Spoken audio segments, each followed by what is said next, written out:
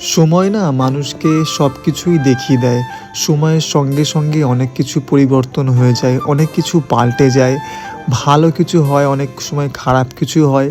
তো আমার সঙ্গে মনে হয় সবসময় খারাপটাই হয়, ভালোটা যে ভগবান কবে লিখবে সেটা ভগবানই জানে।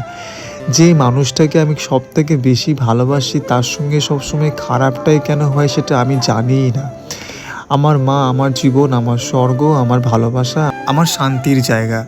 আশা করছি সবাই সবার মাকে খুবই ভালোবাসো, যত্ন করো এবং শ্রদ্ধা করো। মাই হচ্ছে একমাত্র মানুষ, মানে ভগবান বলতে গেলে, যে নিঃস্বার্থভাবে ভালোবাসে। কোনো স্বার্থ তার থাকে না, নিঃস্বার্থভাবে তার সন্তানদেরকে সব সমান চোখে দেখে, কাউকে কম চোখে দেখে না, সবাইকে সমান চোখে ভালোবাসে। তো কোনো স্বার্থ থাকে না তার ভালোবাসার মধ্যে। আমার মা না বাড়ির সব কাজ করতো, সব কাজ অনেক ভোরে উঠতো।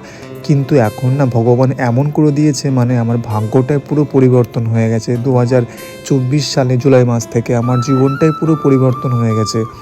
এখন আমার মা কোনো কিছুই করতে পারে না, তো মায়ের সব কাজটাই আমাকেই করতে হয়। তো আমিই তো করব। আমার মা আমার জীবন, আমার স্বর্গ, আমার মায়ের সেবা আমাকেই করতে হবে, ঠিক আছে? এটাই হচ্ছে প্রত্যেকটা সন্তানের কর্তব্য হওয়া উচিত। প্রত্যেকটা বাবা মা না একদিন বৃদ্ধ হয়, বয়স হয়ে যায়, আর তখন তাদের সন্তানদের উপর না ভরসা আশা করে থাকে যে আমাদের সন্তান আমাদেরকে বয়সকালে দেখবে। কিন্তু এখন না সময়ের সঙ্গে সঙ্গে না মানুষের মানসিকতা অনেক পরিবর্তন হয়ে যায়, মানে বয়সকালে বাবা মাদেরকে না দেখে না। অনেকেই আর কি এরকম আছে, তাদেরকে বৃদ্ধাশ্রমে পাঠিয়ে দেয়। মানে এরা কেমন ধরনের সন্তান আমার জানা নেই। তোমাদেরকে বলছি, কিছু মনে করো না। বাবা মাই হচ্ছে না আসল ভগবান, তাকে সেবা করো, যত্ন করো, অনেক পুণ্য লাভ করবে, ঠিক আছে? যদি ভগবান বলে কিছু থাকে, তো আমি একটা জিনিসই চাইবো, আমার মা যেন আগের মতো সুস্থ স্বাভাবিক হয়ে যায়। এটাই আমার চাওয়া পাওয়া, আর কিচ্ছু নয়। আমার টাকা পয়সা কিচ্ছু চাই না, আমার মা শুধু সুস্থ কামনা চাই আমি।